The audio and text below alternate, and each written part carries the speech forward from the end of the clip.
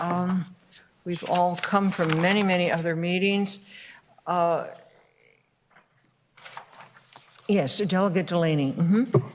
So, Madam Chair, kind of perhaps an administrative item. We have House Bill 853 before us, patroned by Delegate Cousins. This bill I know has been discussed quite a bit this session. I know stakeholders are very close to consensus, but I don't think we're there yet. And so I wanted to make the motion to carry over House Bill 853 so that everyone who is and has been working so hard on this bill can have this next year to really come together to find that consensus on the right way to proceed. And so I would move to carry this bill over.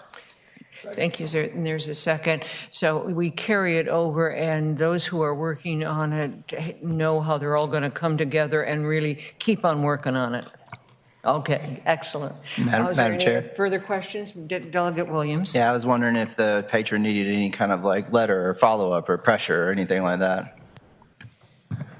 Thank you, Madam Chair. And to the delegate, I think we can figure out a path forward. So I'll be responsible for convening everyone. Thank you. Any other questions? If not, that's a voice vote. All those in favor of carrying over HB 853, say yeah. Indicate by saying aye. Aye. Opposed? Okay. Then, seeing who's in the room, Delegate McLaughlin, you have HB 873. Thank you, Madam Chair. HB 673 would direct the Executive Secretary of the Supreme Court of Virginia to create a separate section involving animal cruelty on the publicly viewable case information system. You all may remember I've been working on similar legislation over the past few years, and after working with the stakeholders, we have agreed and determined that utilizing the already existing data from the court's website to create the database would be more cost-effective and would also capture the intent of the legislation. Oh, I'm sorry, Madam, there is a substitute. Move the substitute. So it's been, the substitutes been moved to second. All those in favor say aye. Aye. Madam Chair, do you want me to start over? No, I'm kidding. I'm teasing. I'm kidding. This is important. I think we can all agree that for our animals that are currently in our shelters across the Commonwealth, it simply aggregates all the existing data on these types of crimes and places them into one place that it can be easily accessible by people who are staffing the shelter prior to processing an animal's application for adoption. To ensure due process and accuracy safeguards, we've covered that any records, to ensure fairness and constitutional integrity, any records-based charges shall be clearly labeled as pending and shall not imply guilt. If a charge is dismissed or if a defendant is acquitted, then the database will be updated and it will be removed promptly. Also, any convictions that are reversed on appeal will also be removed. I'd be happy to take any questions. Are there any questions to the patron? So in the bill is how you have worked it out. How have you negotiated this with and I see we have a representative of the Office of the Executive Secretary. Could you come forward and please speak to the proposal? Yes. Eileen Longenecker with OES at the Supreme Court, Madam Chair, members of the committee. This is the first I'm hearing of the bill. This was a state police bill, so this is the first time I'm hearing about OES doing this. It would have a fiscal impact. This is the first time. So I really, aside from reading it on my phone, I understand the concerns. I know I'm responding. We have had several bills where the whole database of the Office of the Executive Secretary is under a lot of focus for use, and so that becomes a major concern. It's not something that can just be easily slipped in. Are there any other Delegate Cousins? Thank you, Madam Chair. Yes, I just have a question for the patron as to why it looks like the substitute adds people who are charged of these crimes, with also being listed in this database. And just because someone's charged with something doesn't mean that they are guilty of it. So I'm wondering why you decided to make that change. Thank you, Madam Chair. To answer the delegate's question, yes, it would clearly say that if they are being charged, but if they are labeled, they'd be labeled as pending. And so if they are not convicted, they would be removed immediately.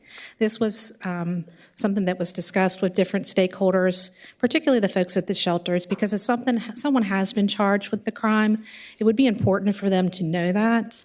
Doesn't mean that they've been convicted, but they have been charged. It would probably make it a difference in how they determine the application. I will offer the follow-up question, how are they removed immediately? This would be handled by, again, maybe not after the last conversation, but because once the charges are released, it is an automatic update to the court system. So it would be automatically updated through this database as well. Thank you very much. The reason why you're getting some of nothing's automatic.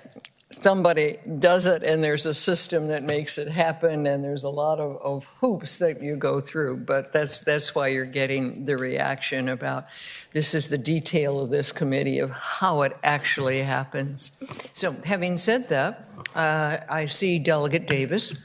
Thank you, Madam Chair.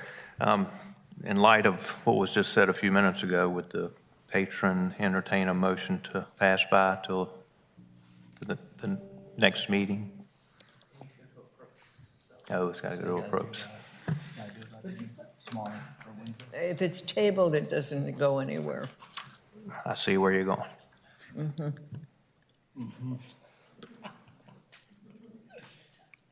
you have testimony? Do you want to take testimony? Yes, absolutely. Yep. Is there anyone in the room who would like to speak in favor of HB 673? Anyone in opposition?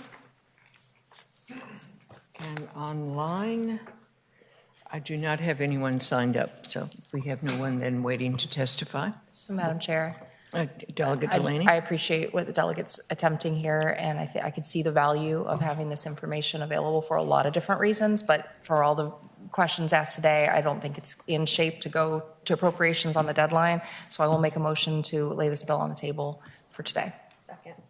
It's been moved and seconded that HB 673 be tabled. Clerk, open. Is there any discussion? Clerk, open the roll. Members, cast your vote. Okay, HB 673 is tabled by a vote of 6-3. Thank you. Thank you very much.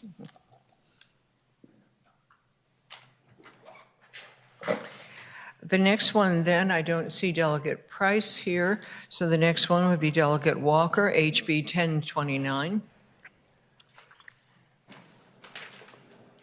Good afternoon, Madam Chair, members. You should have a substitute to HB 1029 before you. Substitute. Second. All those in favor say aye. Aye. Opposed? 1029 substitutes before us. All right. Please proceed. Okay. Right now, when police get a search warrant, the prosecutor can ask a judge to temporarily seal the affidavit if it contains details that could be endangering the witness or harm the case. But in 2024, the law changed to require written criminal complaints be filed with the court.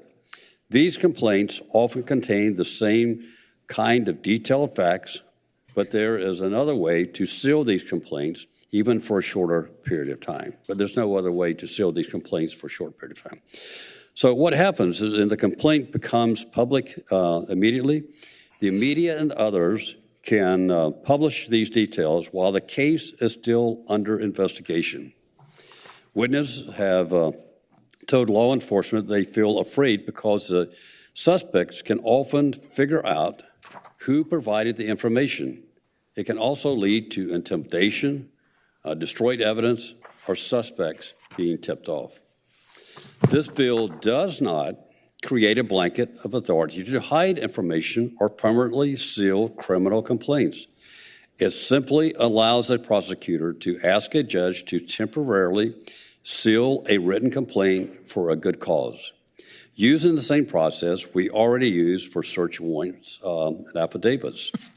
The Virginia FOIA laws already recognize that releasing detailed criminal information during an active investigation can jeopardize witness safety, compromise evidence, and taint a jury pool.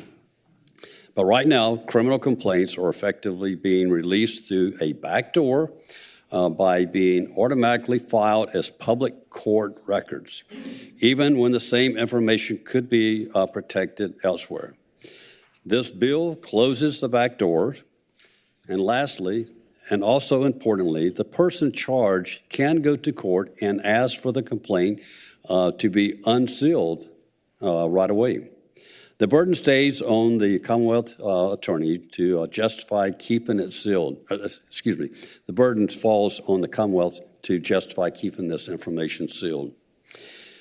So we've worked to make some amendments with this bill. This was part of Delegate Zare's bill that we brought last year, and we've brought it forward with the changes here. I think what I'm trying to accomplish here is just giving a little bit more time for the prosecutor, the Commonwealth here, with the information that they're trying to gather.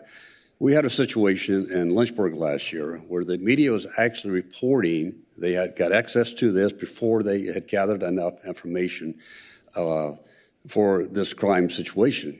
And so the law enforcement, the Lynchburg police and the Commonwealth attorney came to me and said, how can we fix this? Because until we have all the evidence to go forward here, and we have the media already reporting on a crime and suspected, they don't always report the evidence, they just say it's suspected, and so what does that mean at the end of the day? So all this is trying to do is just kind of stop the backdoor approach to the media grabbing a story, putting it on the air before they actually have all the evidence there. That's what we're attempting to do, Madam Chair. All right. Are there any questions? Comments? Yes, Delegate Schmidt. Yeah, a question maybe for the patron or for council. I guess for clarity's sake, Madam Chair, I was wondering what. So a couple of things. I thought there was already a process for when there was sensitive information that was going into a warrant or a summons. There was a process already to have that sealed. Also, in the substitute, the language that talks about maybe sealed, or maybe we'll ask this first question. I'll stop there. What is the process now? And I guess if it has to be proactively done before, the filings, I guess I want a little more clarity on what the back door is, because there are plenty of times that I've had summons or affidavits or things that are attached to warrants and different things like that, and they're redacted or they're blacked out or they're under seal. So, yeah, maybe that's maybe legal counsel could help out a little bit here. If we could hear from counsel, please. I'm sorry, Madam Chair, if legal counsel could offer some advice. Thank you. So currently there is a process for sealing affidavits for search warrants. The officer has to file an affidavit under oath that it's like part of a pending criminal investigation and the information would interfere with that. Criminal complaints attached to arrest warrants have been in place since I think 2011. The statute required that if it was a citizen complaint, like someone goes down to the magistrate and says, Troy Hatcher assaulted me yesterday, I would have to swear out under oath, and that criminal complaint would be attached to that warrant, and that would be filed with the court. That's been the process since 2011 for all citizen complaints for misdemeanors and felonies. Then in 2024, the General Assembly passed a statute saying that police officers in felony cases are now required to file those criminal complaints attached to arrest warrants. So when they go down to the magistrate and swear out the probable cause, they're also required to write under oath the probable cause for the arrest, and that goes in the court's file. So that's not under seal, that's the probable cause that was related to the charge that they took out and is filed with the court. This amendment would allow for sealing of all criminal complaints, including citizen complaints that have never been sealed and have been required since 2011. The police officer felony criminal complaint is a new thing that was passed in 2024, so that I guess defendants are aware of the probable cause, that the charge being taken out against them, so they're aware of that. And I guess so that the public is aware of crimes in their locality. So those are not sealed by statute. Affidavits for search warrants can be sealed by statute if they make a specific showing, if that makes sense. Yeah, Madam Chair, follow-up Yes, Delegate Schmidt. Yeah, so in a scenario where, again, like my neighbor or Troy or someone, swears out a warrant against me, if I'm understanding this, then if the Commonwealth attorney decides, or for good cause shown in an ex parte hearing, meaning I'm not there, they seal it, and then I have to go as an individual to get them to unseal it. I understand that the burden of proof is not shifted, but the default process of then I, as the one that's the accused, have to go to court and have the complaint unsealed in order to find out how I defend myself or how I go for this. Also, what is sealed? It says sealed for a specific time, for a specific period of time. What are we talking about here? A couple of days or a week or? Counsel? Go ahead. So to answer your question, yes, if it was sealed, if this passed and the Commonwealth filed a motion to seal and it was sealed, yes, you or your lawyer, if you had one, would have to file a motion in general district court to unseal that. So that would be on you. And you're right, there's no deadline. It just says specific period of time. So I have had issues with search warrant affidavits where judges have signed off on indefinite ones, even though the statute specifically says for a specific period of time. I've had judges not look at that and them be indefinite, and then have had to argue that in circuit court to unseal it, and that the sealing was actually contrary to the statute because it didn't give a deadline. So that is something that has happened in my practice with regard to search warrant affidavits. If I may do a follow-up question, and I want to ask the question. It's a naive question from a non-lawyer. Is there a constitutional issue of not being able to face your accuser? Well, I mean, we seal. Yes, a witness would have to come to court, and the confrontation clause applies to like in-person testimony for trial. But so, a defendant's ability to get their probable cause, I mean, they hear it from the officer in front of the magistrate. It's just whether they're going to actually be able to see it and get a copy of it so they can help prepare their defense. So again, in my logic train, it's one thing to be able to cross-examine a witness in court facing your accuser, but I would assume that under having the basic information of the charge would also be something that ought to be your right and not something that you have to separately partition for. And yes, to your point, 100%. So if a police officer swears out a complaint and I don't have access to that, and then they testify under oath and I don't know if it's inconsistent, I would have difficulty impeaching that person if I didn't have a copy of the written complaint, if I did not have access to it. So generally, case laws, have there been any that have been a challenge that you did not have adequate information before trial? I mean, yes, I've had to argue for things and beg judges to unseal or get prosecutors to provide so that I could prepare to cross-examine witnesses so that I had access to this information. So this would be an additional hurdle that a defendant would have to go through to get it unsealed. Thank you. Are there any, I see no one else. Did you want to add before I turn to who might testify for or against? So I sense, if I heard correctly, there may be a concern about the amount of time maybe that this is sealed. And I would be willing to, if an amendment was offered for maybe a time period, say maybe up to 30 days in this case here. we don't want to seal things forever, keep it out of the information sealed. But I think long enough for the Commonwealth Attorney to gather whatever they need going forward. And that was the situation that brought this to us, is because information got out there before they actually had all the evidence they needed and the witnesses and things of that nature. So this just gives a little bit of time by which the prosecutor getting the affidavit and the law enforcement individuals can gather their information, the court, before then the media has a story or anybody accessing. So that's basically what we're trying to do there.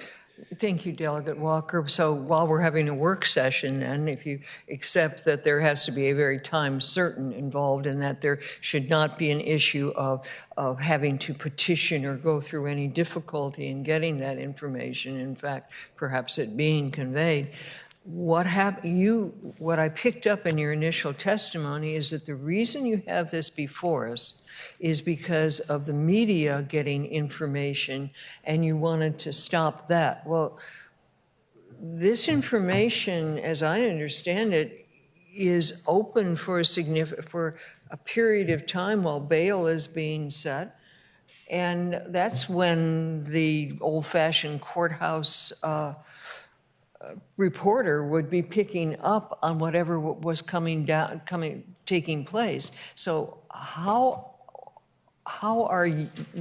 does this address what you're trying to do?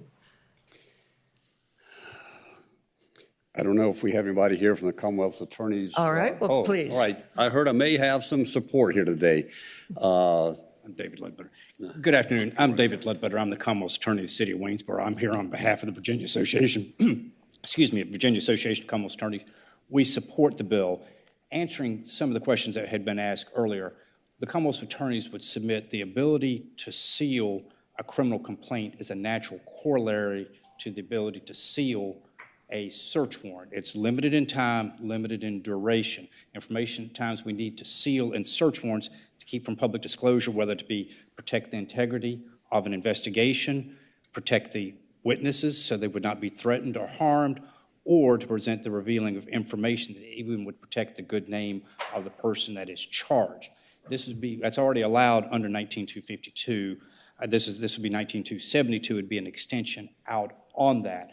Again, I understand the concerns for there need to be a limited of duration. If there needs to be some limitations, it would certainly be, I would submit, not make an amendment to your bill, but on a felony charge prior to preliminary hearing and on misdemeanors in time to prepare for trial. We're not trying to seal these forever. It's limited duration. Remember, the process also is the Commonwealth Attorney is not the one making the decision. The Commonwealth Attorney says this needs to be sealed. He makes an application to the circuit court judge in an ex parte hearing and has to show good cause.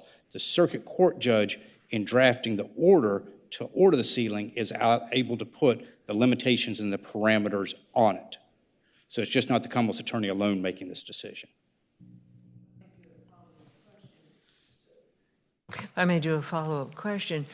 So what is it that's happened recently that makes this a problem? I think the one thing that's happened more recently was the addition in 2024 where criminal complaints are now attached to the arrest warrants for both misdemeanors and felonies. Before, they were only in citizen-obtained complaints, where the substance of the citizen-obtained complaints are much less generally than what you would have, say, as a murder charge or a significant charge where there's co-defendants. It was the addition of those where those are publicly filed. Now, as to when the press discovers that, remember, when somebody is arrested, the police departments maintain blotters. The old days of the desk with a sergeant with a blotter are long past. They publish those electronically daily. So members of the public, members of the press are able to see who's been charged, what they're charged with. At that point, they can go to the courthouse and look behind and see what the actual paperwork is. At that point, that's where the criminal complaint is attached to the arrest warrant. Once the person is arrested and it's returned to the court,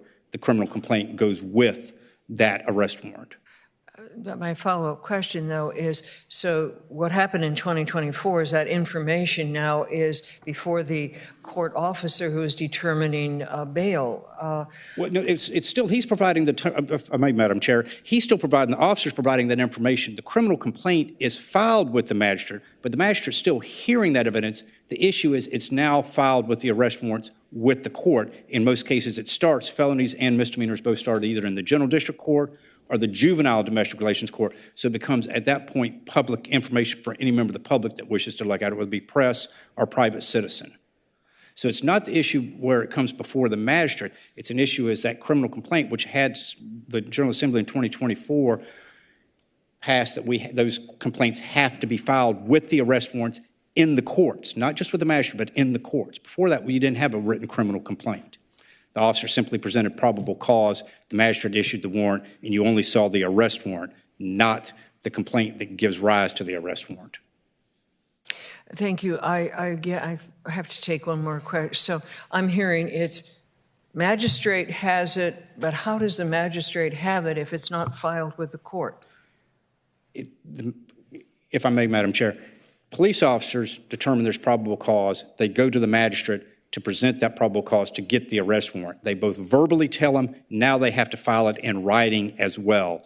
If the magistrate says there is probable cause and issues an arrest warrant, that criminal complaint is attached to the arrest warrant. It goes initially to the police station and then to the court. So before, there was no requirement that the officer file the complaint in writing. It's simply he could verbally give it to the magistrate and the arrest warrant would issue off of that. So there was not the written complaint. The requirement that the complaint then is now, once the magistrate hears it, that written complaint is attached and it goes to the courts, which are then where it's public. And I'm sorry to prolong this, but you're just, there's still another question. So yes, that's the arrest. Now, what happens in deciding whether or not the person goes out on bail? On bond, the magistrate still hearing? makes that determination when the person is in front of them. They have what the police officers told them. In addition, they have information to their database about prior arrest warrants, things, prior records, prior failures to appear. So they make the determination of that. They've already heard probable cause from the officer, whether it be verbal, in this case it's verbal and written now, since 2024 it has to be in writing, so they know what the facts of the case are, and then they make a initial bail determination based off of that, plus the other information that's available to the magistrates. So the real issue for the criminal complaints isn't that they're made to the magistrates, it's once they get to the courts and become public information, we wish to have the limited ability to seal that information through an ex parte hearing, just like we do with search warrants. Thank you. I have to turn to counsel. I still feel I'm missing a step for some people who may not, the bond hearing may not be conclusive at that moment. Yes, thank you, Madam Chair. So, yes, if a magistrate releases someone on bond, that would be the end of the decision. If they don't get a bond from the magistrate, a defendant goes to court the next day or the next open day that the court is open for their arraignment. Oftentimes, the courts are in receipt of the warrant and the criminal complaint when that arraignment occurs, and the judge would consider that complaint as part of their consideration for bail. I guess kind of that happens the next day, so the court would already have it, and it would be public until the Commonwealth then has an ex parte hearing, which, I mean, I'm not a Commonwealth's attorney, but my understanding is they get the files that morning, they run the VSINs and see what's on their thing, and then they may later file to request sealing, but by that point, the court would already have it. The defendant may be able to access it if they get a bond, and the public would be able to access it that very next day, unless the Commonwealths are going in before arraignment and having these ex parte proceedings every morning when they get these criminal complaints. There would be a gap in time that the public could access it. So I want to just limit the rest of this conversation on just to that gap in time, and then we'll turn to testimony. Okay. Madam Chair, if I may, the gap in time, the way this works in my jurisdiction is when there's something that needs to be sealed, whether it be a search warrant, in this case it would be a criminal complaint, the police notify me in advance saying this is a sensitive case, we have information, we're going to need this sealed because the investigation's not complete. There's other co-defendants to be arrested. We need to protect the names of witnesses, or we need to protect this investigation needs to have follow-up. At that point, we get an advance copy of it. We go to the judges and begin to seal it at that part. It's not that it already hits the public and then is sealed afterwards. We do the seals in advance by working with law enforcement. Even if it's a situation where it's happening the next day, that is still, it's on the blotter. I think the gap in time would be small, but most jurisdictions I would submit, first of all, this is an exception to the rule. This is not, we're going to seal every criminal complaint. These are exceptions.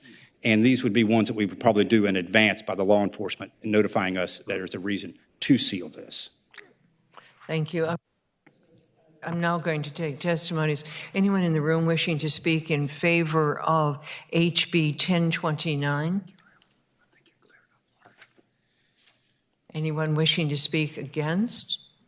And online, we do not have Mr. Peter Desjardins. Oh, I'm sorry. All right. To control the meeting once again, I'm going to announce, is there anyone in the room who would like to speak in favor of 1029? Okay. Is there anyone in the room, because I do think I said this, who would like to speak against 1029? And I didn't see you come forward. We have 2 people. If you would share 2 minutes, 3 minutes, 3 people share 3 minutes. Thank you. Madam Chair, we are, Rob Pogenclass, Justice for Virginia, we are concerned about this bill for many of the reasons that have already been raised.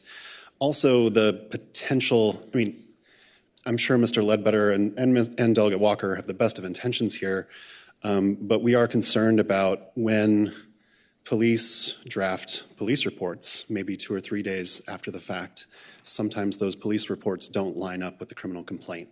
And then that presents opportunities for defense to question the police officer. And when the story is inconsistent, maybe the memory has changed a little bit, there's opportunities for impeachment there. By sealing the criminal complaint, not letting the defense view it at any point before the police report is written, then you've sort of taken away that ability of the defense to challenge the evidence. And so we oppose the bill. Thank you. Thank you. Good evening, Madam Chair, members of the committee. Amy Perrin-Seibert on behalf of the Virginia Press Association. So obviously, it seems like this is the concern of the bill and the reason that we're here. We do think we oppose the bill, and we think it's far too far-reaching. I think there's a big difference between criminal complaints and search warrants. This goes really far when we're talking about sealing. Not only would this delay public notification and understanding what was going on in their community, but it's because it's an ex parte hearing. When they're asking for the sealing, there's no opportunity for anybody to come and challenge that. Which we think is also an issue from a press perspective. And so we respectfully ask you to oppose the bill. Thank you. Thank you, Madam Chair. Megan Ryan with the Coalition for Open Government. Anytime that we take currently public records out of the public realm, we need to have a compelling interest, and we need to have it narrowly tailored. The compelling interest that's been given here is that there's unwanted media attention. I don't believe that rises to the same level that we usually consider as a compelling interest, but we also don't think it's narrowly tailored because of the temporary nature is not defined. And while present company, I trust and believe him when he says we wouldn't be doing this all the time, public records access is dependent on what person comes after this person, who may not be as nobly intentioned as he is.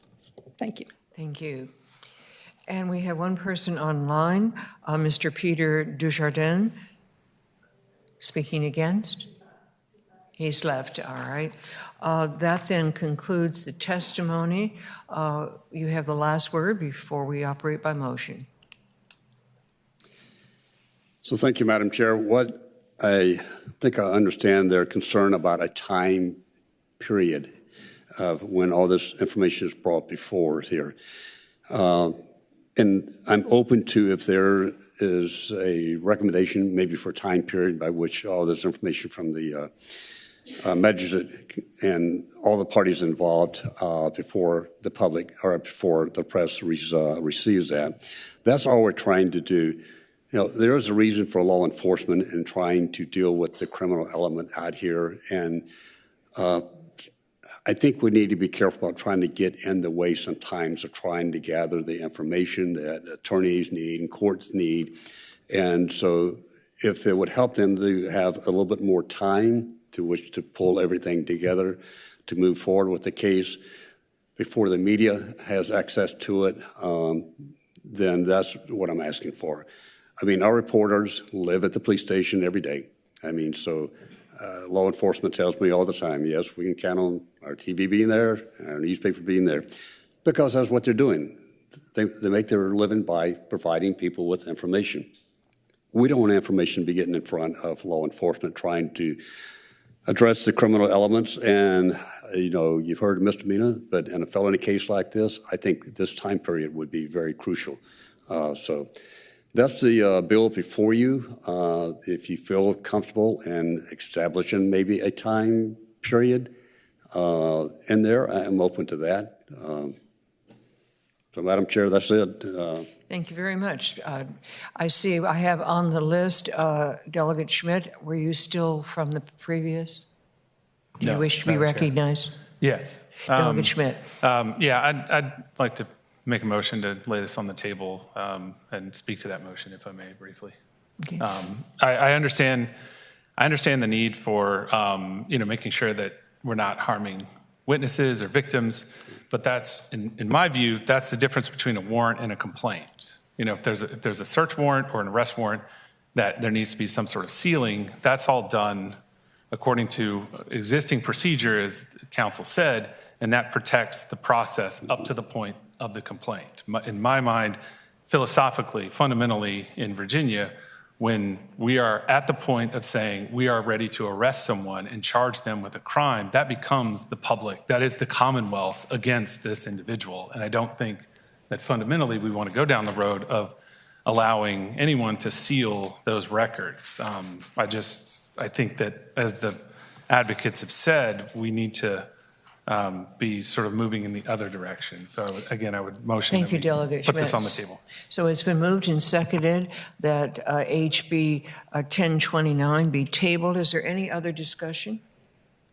If not, all those in favor of tabling, please, that's a recorded vote. Please open the roll. Members, cast your vote.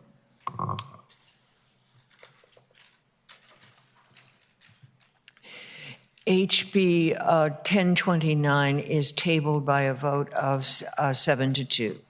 Thank you, Madam Chair. Giving you more time. The next one in the room is Delegate Price. Delegate Price, you have before us, and I always lose my agenda, you have before us 974. Yes.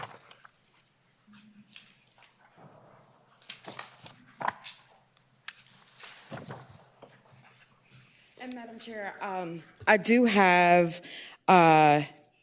some line amendments. Okay, the line amendments, if you would report them, please. Madam Chair, they've been posted online and distributed before you. It strikes a reference to 14 days and instead makes it 21 days. And then it also removes the Attorney General from the bill. Move the amendments. Been moved and seconded. All in favor say aye. Opposed? Please continue. Thank you. Madam Chair, I might be a unsuspecting patron for a bill like this, but in talking with some of the police officers in my area and learning more about the Brady list and how it can impact not just one's ability to perform their duties in court, but also could potentially put their job at risk and put them up for termination. I did some digging and some talking, and there are other states and other areas that do sort of a due process for folks that are put on that list, just to make sure that it's not personal, it's not retaliatory, but it actually is warranted. And so that is what House Bill 974 seeks to do. I have had some input. I don't know that they're going to get to support the bill, but I did receive input from some of the Commonwealth's attorneys and needing more time, and that's why we got to the 21 days, and then also not believing that the Attorney General should be in the equation, and so we did take that part out. So what we really are trying to do is make sure that if anybody ends up on the Brady list, it is for something that they did to deserve a spot on said list, and that really is the gist of the bill. Thank you. Are there any questions, any comments? Delegate Davis? Thank you, Madam Chair. Question for the patron. In line 18, you say, relating to a law enforcement officer who is believed to have given an inconsistent statement. Upon whose belief? From my understanding in the situation that was brought to my attention to start this conversation, it was up to the Commonwealth's attorney and did not have to be at that time proven that it happened, but it was the Commonwealth's attorney that gets to decide who goes on that list. Follow up. Please. So it does not have to be proven that they made an inconsistent statement, but they can still be put on this list? That is the problem that we were trying to help with, yes. And Madam Chair, if I could, or the degree to which, right? So there might be extenuating circumstances. So if you just ask, a question of, this is what happened, and there's no context that is given, there's no fleshing out of the full story. So I think there were like 3 or 4 names that were on the list when I was, inquiring about some of the things. But then after you hear the full story, it could be debatable as to whether or not the cops absolutely deserve to be put at risk for termination for the violations that were quoted that got them on the list. Thank you. Seeing no one else wishing to speak, I think we can take testimony. Is there anyone in the room who would like to speak in favor of 974? Is there anyone here speaking in opposition to 974? Okay, and I have no one online. We operate by motion. Move to report. It's been moved and seconded that we report 974. Please open the roll. Members, cast your vote.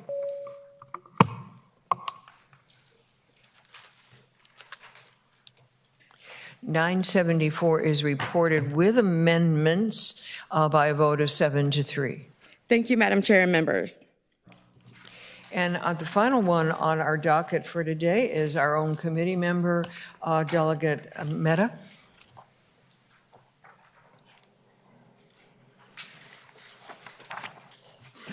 And you have 1432.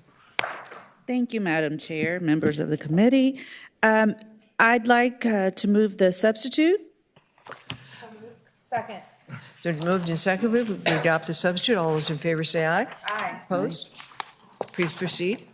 Madam Chair, would it be okay if our council discussed the substitute? Yes, please. Thank you, Madam Chair, members of the subcommittee. The substitute is substantially different from the introduced version of the bill. To start, it now includes code sections 4.1-309 and 4.1-1109. Those are relating to drinking or possessing alcoholic beverages on school grounds and possessing marijuana on school grounds. The intent of this bill is an underage consumption. So the original bill had standards of warnings that were structured to be given to the individual that would allege to have violated these provisions.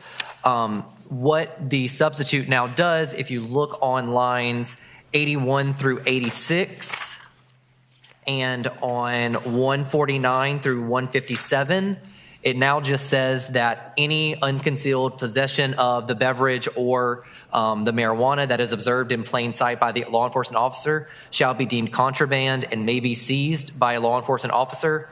Any such beverage or marijuana, the lawful possession of which is not established, seized by such officer shall be forfeited and disposed of. If it's alcoholic beverage, it is those that law, which is 4.1-338. If it is marijuana, it is subject to the forfeiture proceedings under 19.2386. I was almost close. 386.23, so Division A2 of that code section, which is already existing law for destruction of marijuana.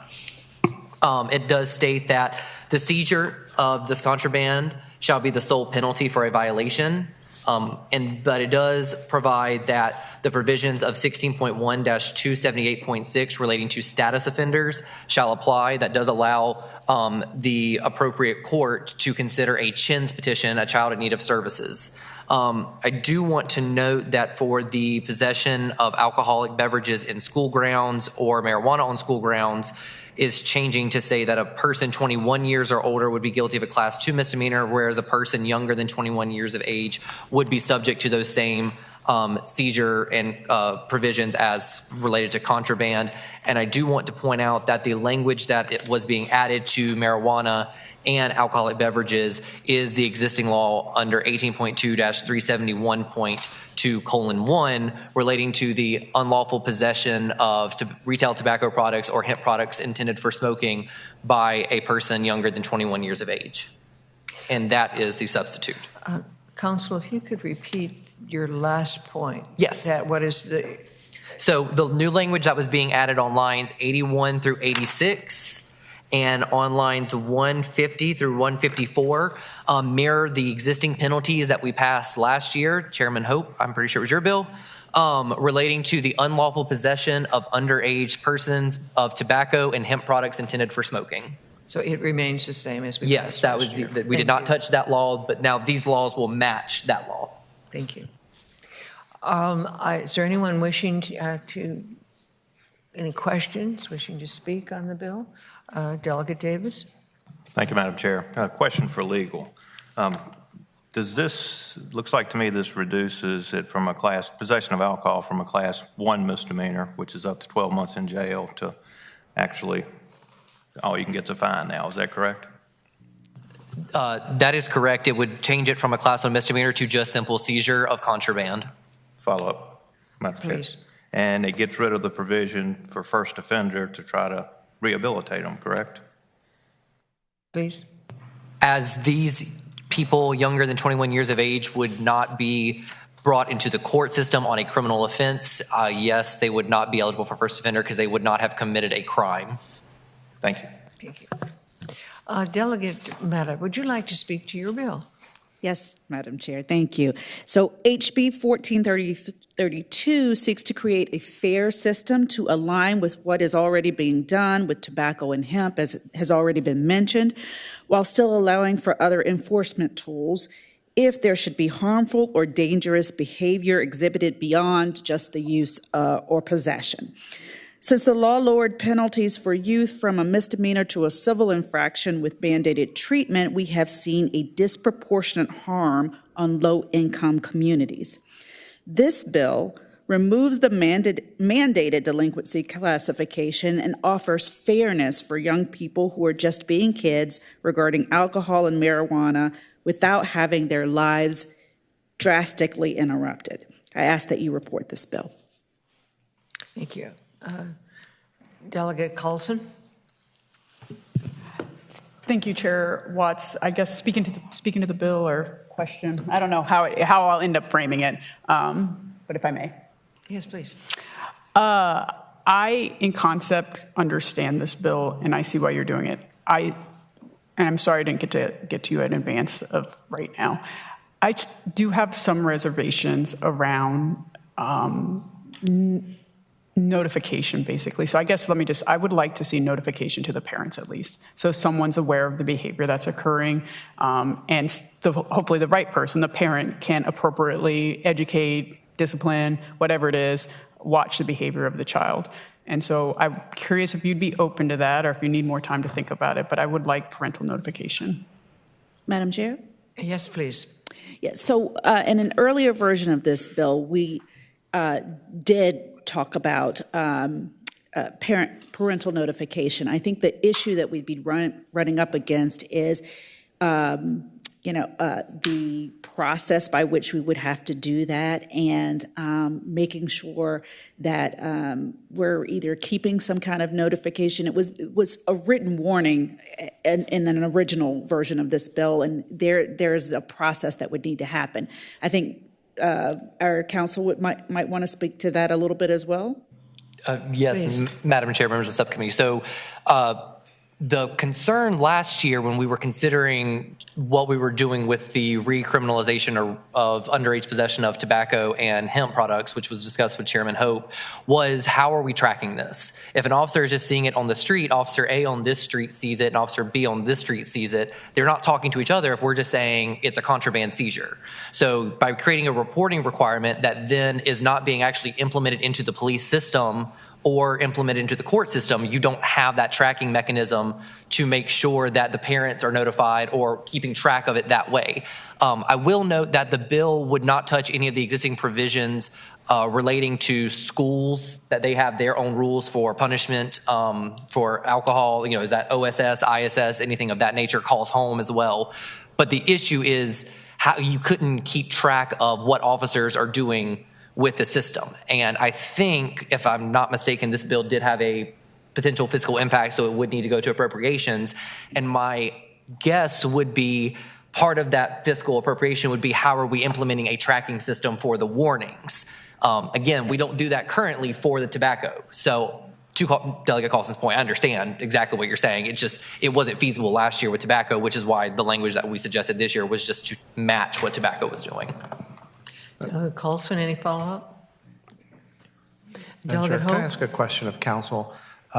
And this may be because I know when we talked about the retail marijuana law, and it did come through courts committee at one time. If you remember, or if you know that bill did have funding set aside in it for education of youth. Or even for those maybe that are addicted, maybe there's some funding in there that could be part of this. Because I have similar concerns when it comes to someone that's been second or third offense. They're probably addicted. They probably have certainly for alcohol and other substances.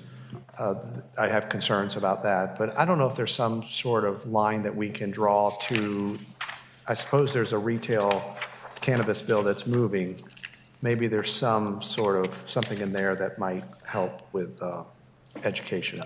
Yes, Madam Chair and Chairman Hope. So there are provisions in the big bill relating to what CCA will be doing to push out about responsible use and any detrimental health effects. That's already actually currently on their website. So there definitely are more provisions that are being beefed up into that bill to make sure that the public is aware of possible safety concerns and health risks that are associated with it, as well as the health benefits.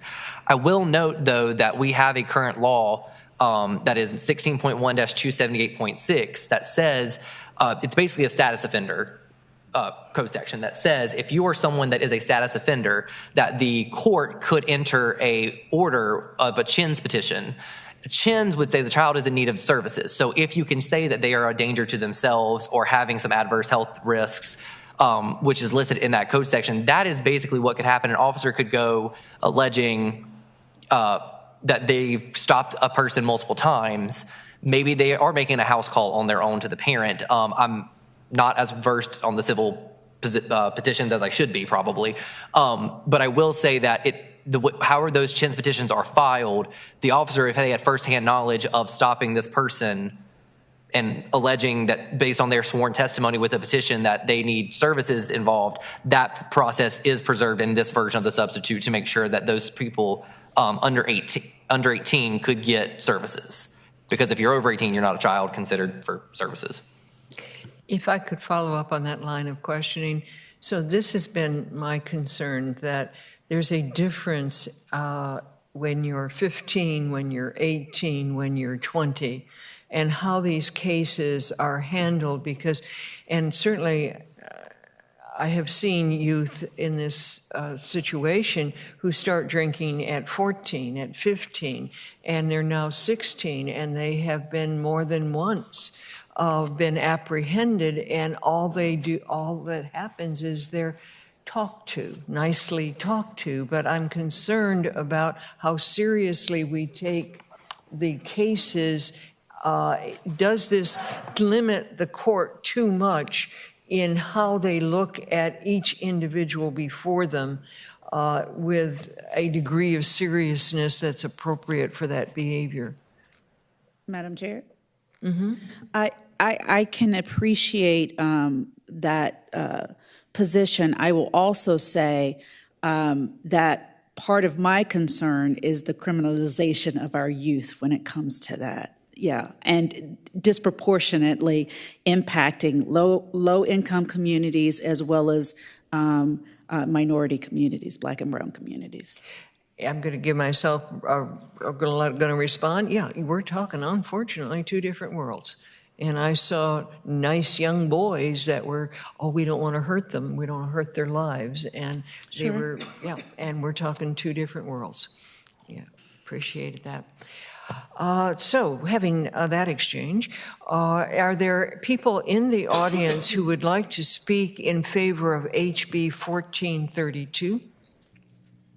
I see 5 individuals coming forward. So if you could split 4 minutes, 6 individuals, split 5 minutes. Madam Chair, members of the committee, we thank the patron for bringing this bill, and Rise for Youth and the Virginia State Conference and AACP strongly support. HB 1432 removes criminal penalties for youth related to marijuana and alcohol.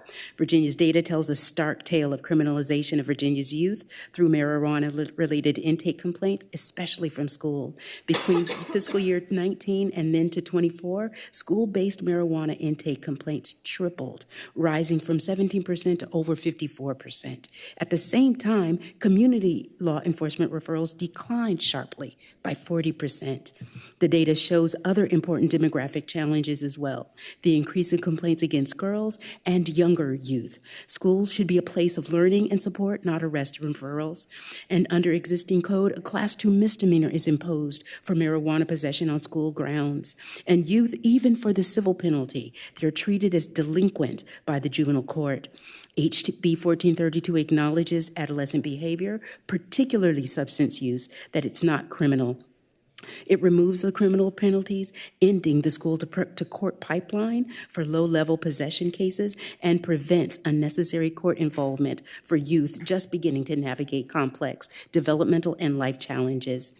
Virginia data makes clear that the current statutory framework is not working to achieve the best interest of our youth. This bill, it does away with punitive criminalization and aligns with existing code that recognizes substance use as a health and education issue, not a criminal one. Please support this bill. Thank you.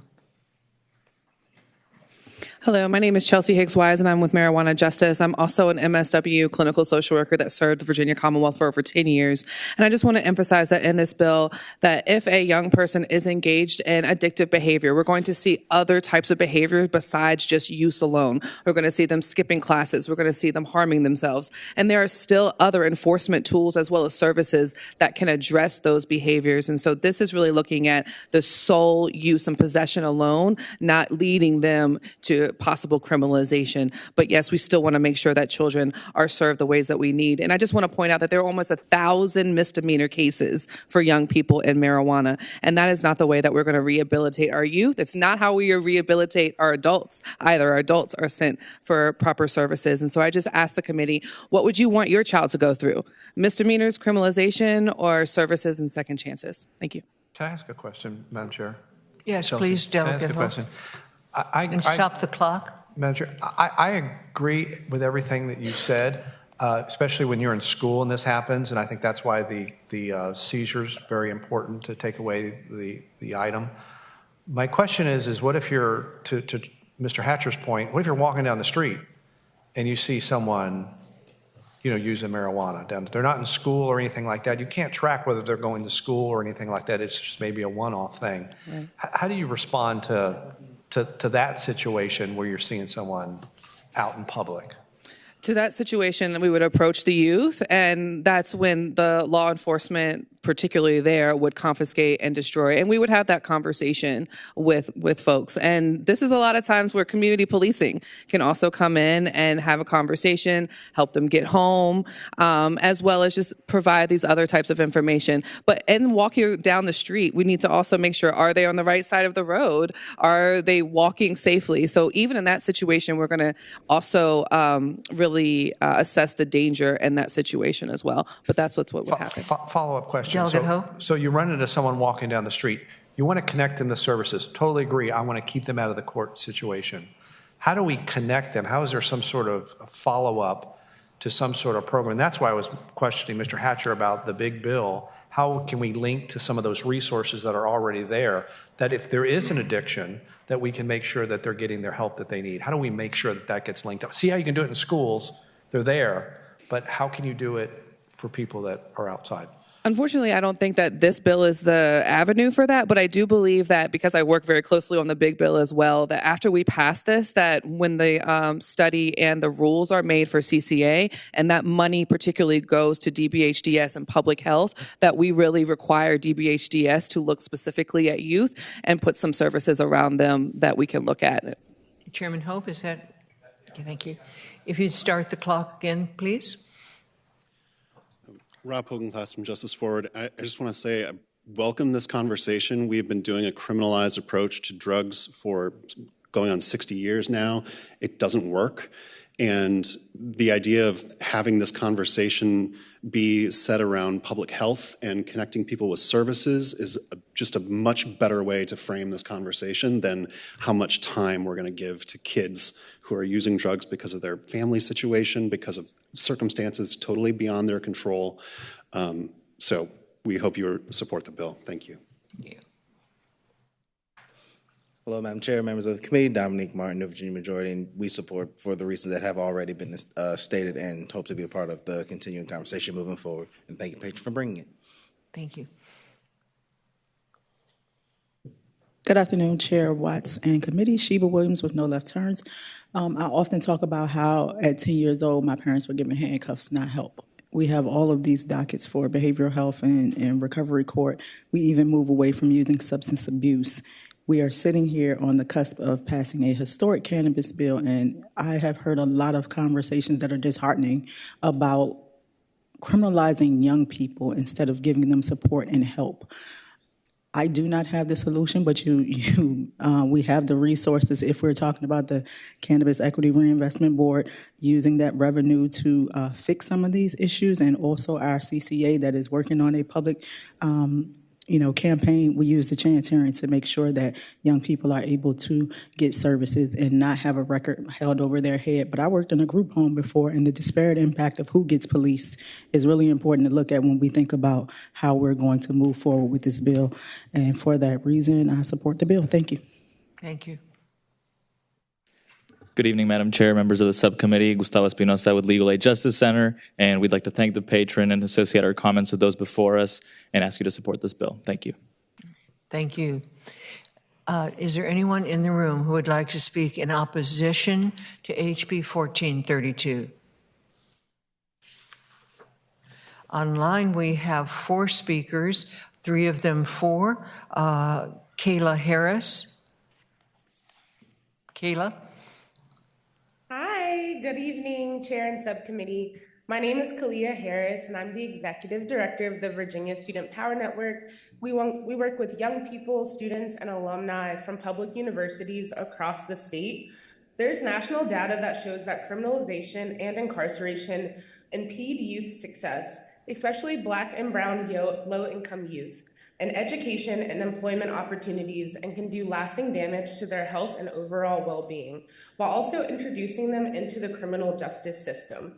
Criminal punishment is not effective diversion from substance use, and we can't wait another year to take action on this issue. We believe that a non-carceral, restorative approach would help to disrupt the pipeline of our youth into courts and cages. Please take action today to decriminalize young people and vote to report this bill. Thank you. And we also have Dr. Faith English. Good afternoon, Madam Chair and members of the committee. My name is Dr. Faith English. I'm a Senior Public Health Research Fellow at the Parabola Center for Law and Policy and Postdoctoral Fellow at Johns Hopkins University. Thank you for the opportunity to provide testimony in support of House Bill 1432, introduced by Patron Mehta. I have expertise in the many public health implications of marijuana policy, with a particular focus on the potential unintended consequences among youth. And today, I would like to briefly highlight the urgent need for HB 1432 to pass. There's growing evidence that people under the age of 21 are experiencing increases in criminal justice system contact after marijuana legalization, in spite of the fact that young people are not necessarily increasing their own marijuana use.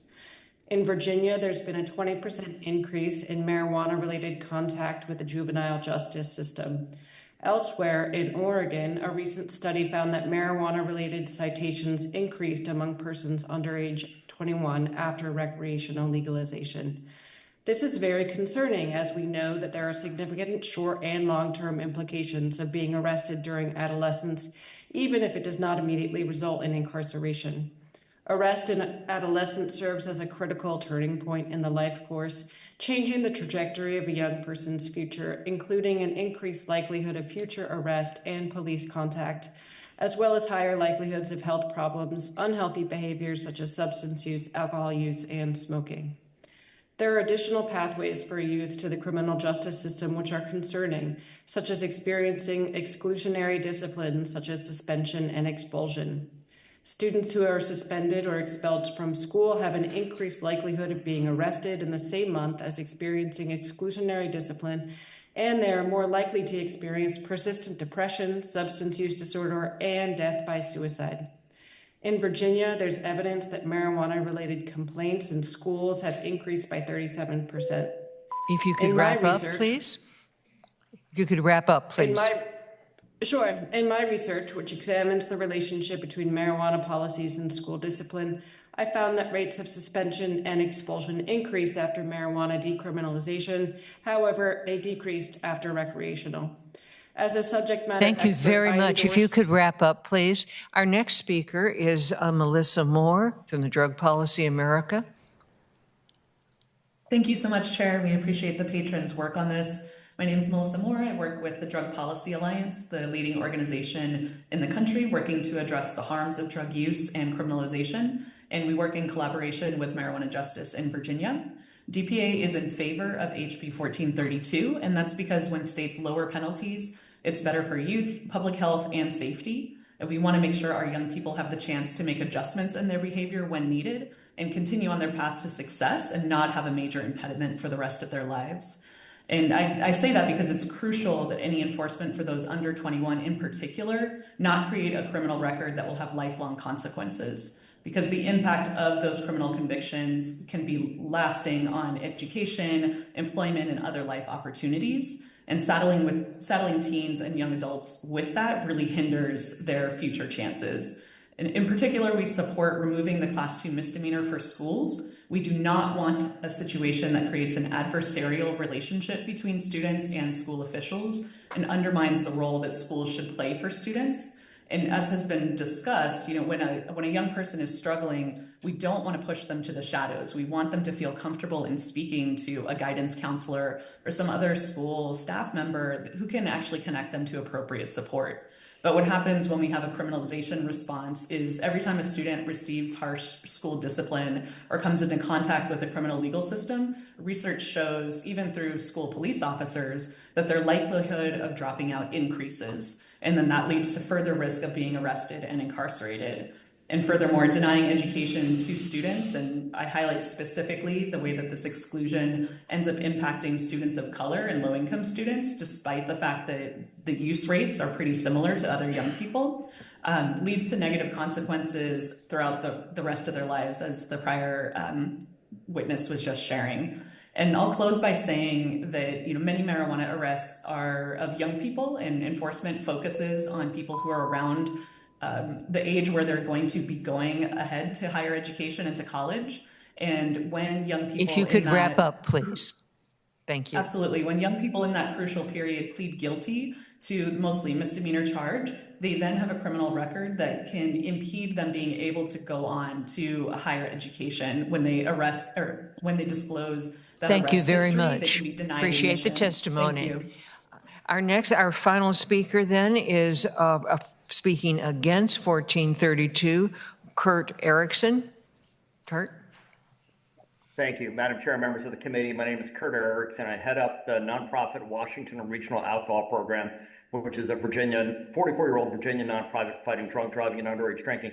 Our concern, by the way, I apologize that I did not talk to the sponsor in advance of this and wasn't able to track all the substitutes, but our original concern with the original version of this bill, as it applied to underage drinking specifically, was that it treated it as a minor issue. Underage drinking increases the chance of dependency later in life, plus it leads to short and long-term consequences, as well as other risky behaviors. For that reason, we opposed the bill, but we wanted to make sure we went on record that it's specifically to underage drinking, as the first page of the bill indicates. Thank you. Thank you.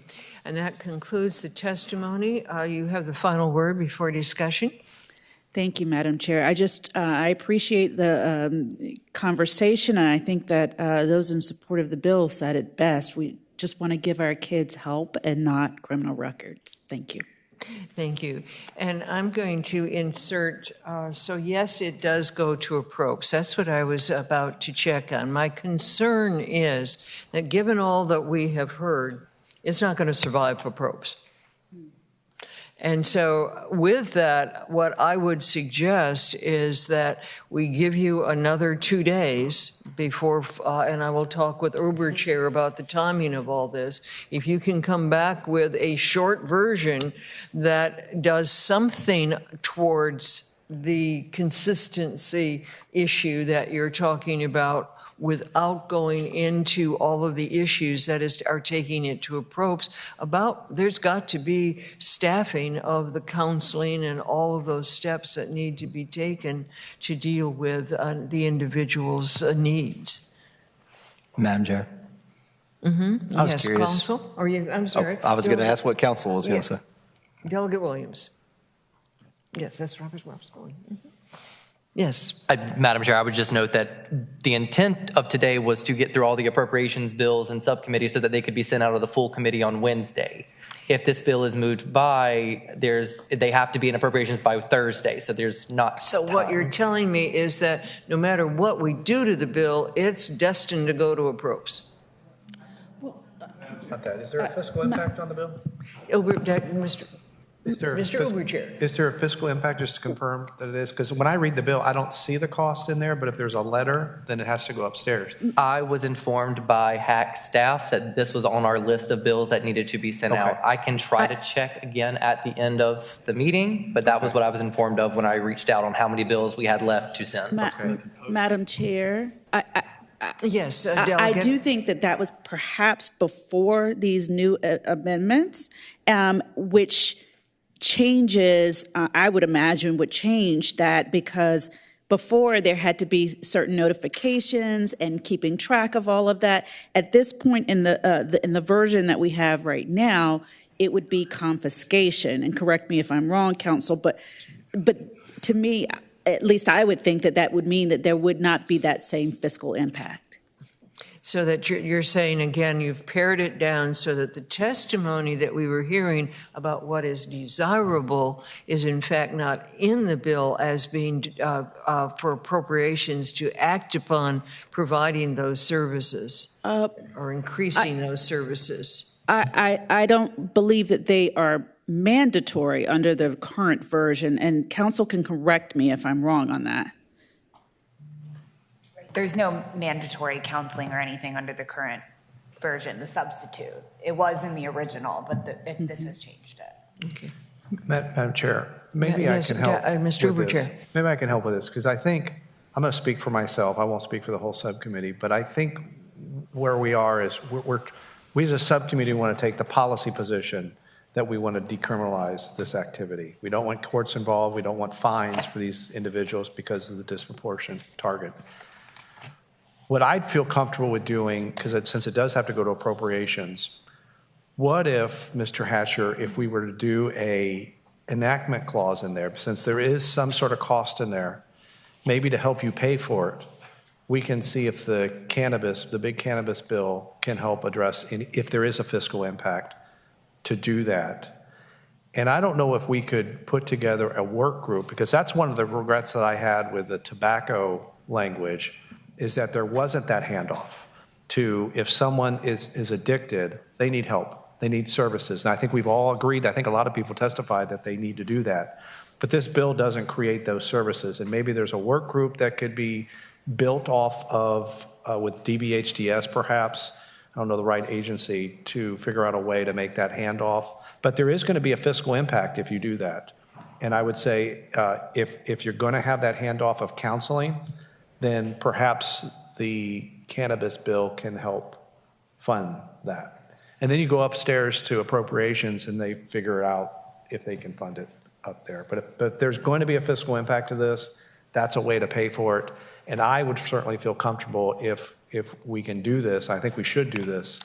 If there was a way to have that that handoff to there being some treatment involved for people that are addicted. I'm not talking about first offense. I'm talking about multiple offenses. And maybe that's enactment language. So what you're proposing is that in concept we adopt an amendment before we act on this bill, and we send the bill to full committee on Wednesday with that proviso in it that services are to be a part of the cannabis funding issues that are before the ropes. Madam Chair, I think it's possible that's a work group to figure out how to do that, but there is going to be a fiscal impact on this bill. We know that because that's why it has to go upstairs, and you need to figure out how to pay for that, and maybe this is a way to do that. But maybe Mr. Hatcher and Mr. can give us Chair, that the list only too. question, the work group is to be stipulated in the bill amendment? I would or say an it's enactment. In the enactment language. clause, yes. So in the enactment, then it is to include both the work group as well as the consideration of funding under the cannabis legislation. Mr. Hatcher, is that a solution? So I don't do money. I reached out to the hack attorney or the hack staff to ask. Okay. I understand the concern and the questions being posed. I think that we could take 5 steps back, and if it looks like this is the way we want to go, why don't we wait to see if hack is going to get back to me on if they even need to see it? Okay. I asked about the substitute, so if you wanted to say recommending reporting with substitute and referring to appropriations, the motion could always be changed at full committee, and then that gives me time to figure out if we need to put the money, a clause on there about how it would be funded. Okay. Madam Chair, maybe I can ask the subcommittee this question then. Yes, Are you please. comfortable with that approach? Mr. Hatcher? No, not Mr. Hatcher. It's a subcommittee. Are they comfortable with the approach? I'm comfortable with the bill as is. I know that I would love to see, because again, it was my regret with the tobacco bill. I wish we could have connected those services, but they're just not available everywhere. They're available where I live in Arlington, where you, Madam Chair, live in Fairfax. They're available for students, but they're not available everywhere. Again, from my feel for the committee, I think there's enough concern about the bill going forward with it right now, just as it is, without follow through. And I think some that you've outlined will help. That's my question. So again, there has to be slated, though. Any work on the bill has to be slated for completion by Wednesday for full committee, because we're not going to assume it's not going to go to a pro. And Madam Chair, I would just alert that I was just informed that this was not a hack identification for fiscal. This was a speaker's letter referral to fiscal. So I don't think that that's getting taken off. It was a speaker's letter to say send it to appropriations. So I don't think that anything that we do to it will change that it needs to go to appropriations. That has been my assumption throughout, yes. Okay. Yes. Now, having said that, I believe that what we have before us is first Delegate Delaney, who is requested to speak. Thank you, Madam Chair. So I guess I just kind of want to understand the posture of the bill as we're moving it forward, and understand it sounds like we might be interested in moving the current amended version or substitute forward with the expectation that there'll be some work done before Wednesday. But I guess I just wanted to really understand what work we were expecting to be done on Wednesday, because I think the concerns that I'm hearing are largely around notification and what kind of pathway to intervention there is, because I think what you're doing is so incredibly important in the sense that we need to shift away from criminalization and more towards intervention, but that does require a real direct path to that rather than, just saying we're not going to criminalize it. And that does come with a cost to make sure that there's an alternate pathway that we're putting young people on away from criminalization, but towards treatment, intervention, bringing families into the conversation. So I guess want to voice, I love what you're trying to do, but I hope that that's part of what is coming back on Wednesday.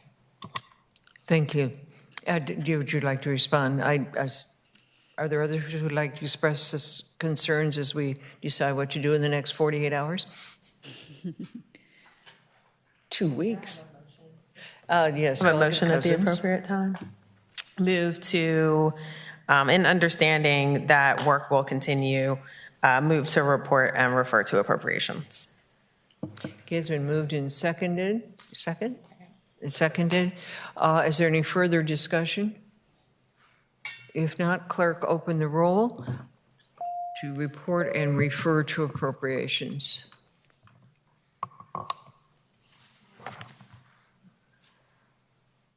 And it will be reported and referred by a vote of 6-3. And, all right. Or 7-3. Close the roll. Thank you, Madam Chair. Thank you very much. I have nothing else on the docket. Therefore, we are adjourned. And I don't think I need a motion.